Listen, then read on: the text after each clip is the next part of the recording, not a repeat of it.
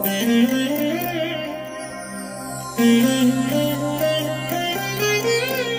దినం పరము నుండి దిగివచ్చు మాట, ఇది నీ జీవితానికి వెలుగుల బాట, నీ ఒడిలో ఉంచబడిన దీవెనల మూట, అద్భుతాల ఆనంద ఊట. మే 27 సంవత్సరమంతా మీరు బైబిల్ చదివి ముగించడానికి ఈరోజు మీరు చదవలసిన లేఖన భాగము ఉదయం 2వ దినవృత్తాంతములు 1, 2 మరియు 3 అధ్యాయములు. సాయంత్రం యోహాను సువార్త 10వ అధ్యాయము 1 నుండి 23వ వచనం వరకు. ప్రియమైన దేవుని బిడ్డలారా, ప్రభు కృప మీకు తోడైనగాక. ఈ ఉదయకాల సమయంలో ప్రభు ఒక చక్కని త్రోవ మీ కొరకు సిద్ధపరిచి, ఆ త్రోవ గుండా ఆయన మిమ్మల్ని క్షేమముగా నడిపించి, ఇంతవరకు వేటిని గురించి మీరు ఆలోచిస్తూ ఈ కార్యం జరిగితే బాగుండునేమో, ఇది జరిగితే అబ్బా నాకెంత సంతోషమో అని మీరు అనుకున్నారే, ఆ కార్యములను ఆయన మీ జీవితంలో చేయడానికి ఇష్టపడుతున్నారు. అది జరిగించుటకు కేవలం మీరు ఆయన తట్టు తిరిగి నిరీక్షణతో కనిపెడుతూ ప్రార్థనపూర్వకంగా మీరు నిలబడినట్లయితే ఒక అద్భుతాన్ని, ఒక ఆశ్చర్యకార్యాన్ని మీ కన్నులారా మీరు చూడగలుగుతారు. ఈరోజు ప్రభువారు మనకిచ్చిన లేఖన భాగాన్ని మనం చదువుకుందాం. ఇర్మియా గ్రంథం 39వ అధ్యాయము 17వ వచనం.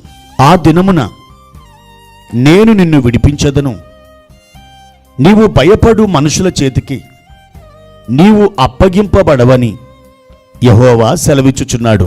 ప్రియమైన దేవుని బిడ్డలారా, ఒక అద్భుతమైన వాగ్దానముతో ఈ ఉదయకాలం పరిశుద్ధాత్మ దేవుడు మీతో మాట్లాడుచున్నారు. ఆయన సెలవిస్తున్నాడు, నేను నిన్ను విడిపించదను. ప్రియమైన దేవుని బిడ్డలారా, ఈ ప్రక్రియ ఎవరికి అవసరం? బంధించబడ్డ స్థితిలో ఉన్నవారికి ఇది అవసరం. ఉదాహరణకు మట్టలాదివారం రోజున యేసు ప్రభువారు బేత్పగే, బేతనియా ఆ గ్రామాల సరిహద్దులకు వచ్చినప్పుడు తన శిష్యులలో నుండి 2 మీ ముందున్న గ్రామానికి వెళ్ళండి, కట్టబడి ఉన్న ఆ గాడిద మీకు కనబడుతుంది, దాన్ని విప్పుకొని రండి అని చెప్పి వారిని పంపించారు. అంతవరకు అది కట్టబడింది. కట్టబడిందంటే అర్థం దానికి స్వేచ్ఛ లేదు, ముందుకు వెళ్ళలేదు. వెళ్ళాలని తన మనసులో ఉంటుంది, కానీ ముందుకు సాగి వెళ్ళలేదు. పలానా చోటుకెళ్ళి మేత మెయ్యాలి అని దానికి ఆశ ఉంటుంది, కానీ దాని ఆశ అది తీర్చుకోలేదు. ఎందుకని? అది బంధించబడింది, అది కట్టబడింది. ప్రియమైన దేవుని బిడ్డలారా, ఆ సమయంలో ప్రభువారు అన్న మాట, దానిని విప్పుకొని నా యుద్ధకు రండి. అవును, విడుదల, విప్పుట అనేది చాలా అవసరం. మనం కూడా ఆ గాడిద వలె కొన్ని పరిస్థితులకు, కొన్ని వ్యాధులకు, కొన్ని సమస్యలకు, ఈ విధంగా అనేక విధములైన భయములకు, ఆందోళనలకు, చింతలకు మనం బంధించబడ్డాం.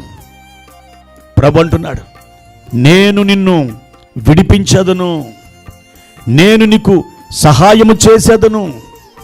ప్రియమైన వారలారా, అదే వాక్య భాగములో ఆయన చెప్తున్నారు, నీవు భయపడు మనుషుల చేతికి నీవు అప్పగింపబడవు అని ఆయన సెలవిస్తున్నారు.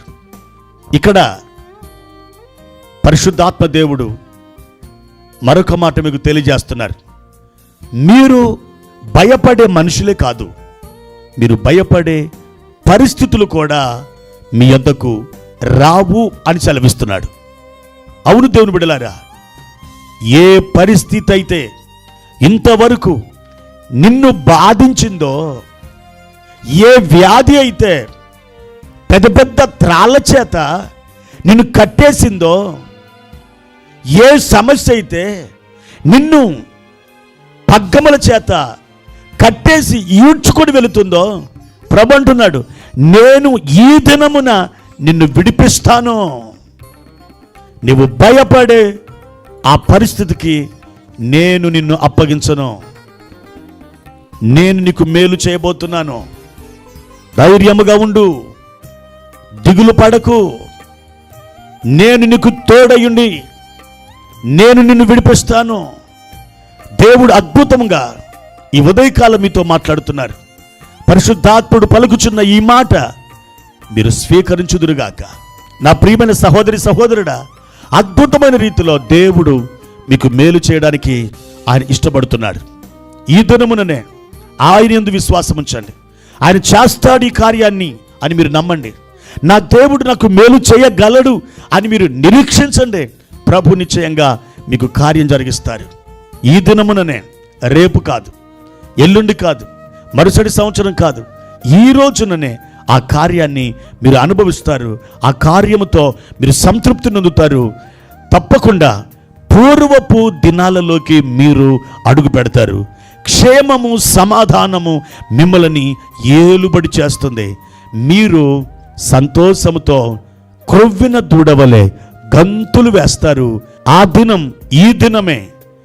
మీరు ప్రభునందు నిరీక్షణతో ఈ ప్రార్థనలో ఏకీభవించండి. ప్రార్థన. ప్రేమ కలిగిన తండ్రి,